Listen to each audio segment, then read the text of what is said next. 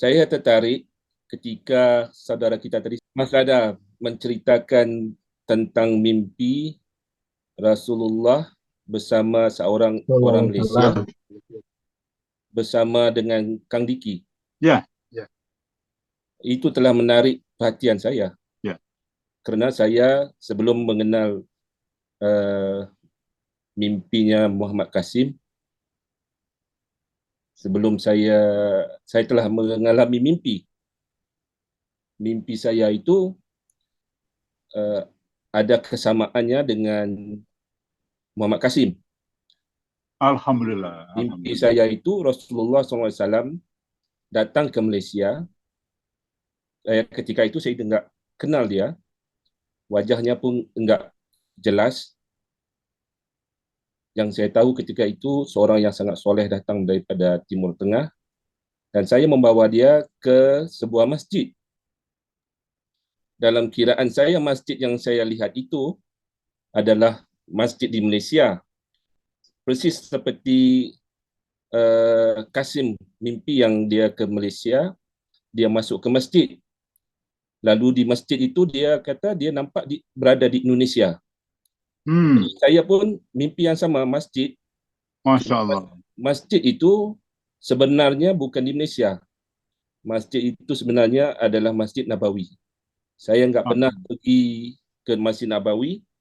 Saya cuma ketahui apabila saya terlihat di dalam YouTube bagaimana rupa rupa bentuk masjid di dalam Masjid Nabawi.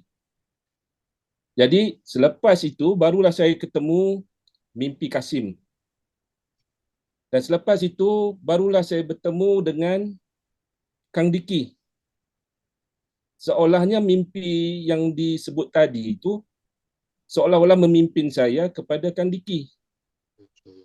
Jadi saya merasa agak tertarik apabila mimpinya disebut oleh sahabat kita tadi bahawa seorang Malaysia bertanya kepada Rasulullah SAW, kepada siapa harus saya ikut, dan disebutkannya Kang Diki, seolah-olah selari dengan apa yang berlaku pada diri saya. Itu saja saya mau sampaikan, Kang Diki. Seterusnya ada satu lagi, ini lebih kepada politik di Malaysia. Kerana dalam perjumpaan saya dengan Rasulullah itu, di dalam masjid ada sekatan. Maksudnya di dalam masjid itu ada orang boleh solat di dalam dan ada orang boleh solat di luar. Rasulullah sangat tidak puas hati. Dia seperti sedikit marah kenapa sekatan ini diadakan. So kalau kita lihat di Masjid Nabawi memang ada sekatan. Ya. hmm, Kemudian saya langsung bawa Rasulullah bertemu dengan seorang pemimpin politik yang hebat di Malaysia. hmm. Kalau kiranya Kang Diki kenal, Tuan Guru Haji Hadi. Jadi saya enggak tahu apa maksud mimpi tersebut ketika Rasulullah bertemu dengan dia. Ya. Cuma keadaan Tuan Guru Hadi itu enggak baik. Ketika dia bersalam dengan Rasulullah, tangannya penuh sopak, penyakit kulit, Oh, badannya penuh dengan ulat, hmm. dan dia mengambil ulat itu dan membaling kepada Rasulullah. Dan Subhanallah. ketika itu pengikut di belakangnya juga berubah rupa menjadi agak tidak cantik, tidak elok gitu. Jadi saya sama Rasulullah meninggalkan majlis tersebut. Saya enggak tahu sebab kalau dilihat politik di Malaysia sekarang, parti yang mirip cenderung ke Islam semakin kuat. Mungkin ada perkara-perkara yang tidak baik ataupun mungkin apa, saya enggak tahu. Tapi sepertinya saya merasakan bahawa Bani Tamim itu memang daripada Nusantara. Bahawa seperti yang tadi sahabat kita cerita mimpinya itu, cuma seperti Kang Diki juga dalam tim pemenang, saya juga di dalam tim pemenang. So saya juga aktif dalam bidang-bidang seperti Kang Diki di Malaysia. Cuma orang enggak tahu Oh, saya. Saya hanya alhamdulillah. duduk di belakang tabir. Jadi, ya, so begitulah Kang Diki. So saya Baik. rasakan bahawa mimpi saudara kita tadi sangat menarik dan membuatkan saya ingin menyampaikan perkara ini. Mungkin insya-Allah itu satu petunjuk daripada Allah. Baik, insya Allah, insya Allah.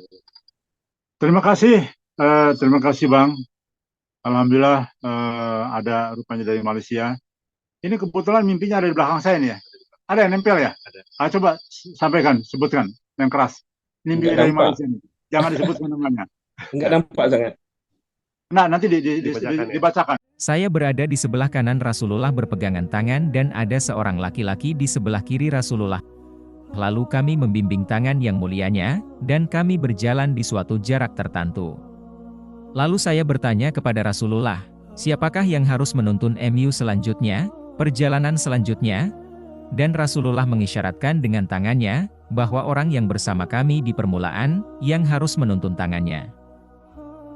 Dan dalam mimpi tersebut saya yakin 100%, orang tersebut adalah Kang Diki. Karena hanya Kang Diki, yang mempunyai perancangan yang rapi untuk membantu Muhammad Qasim. Wallahu a'lam bishawab.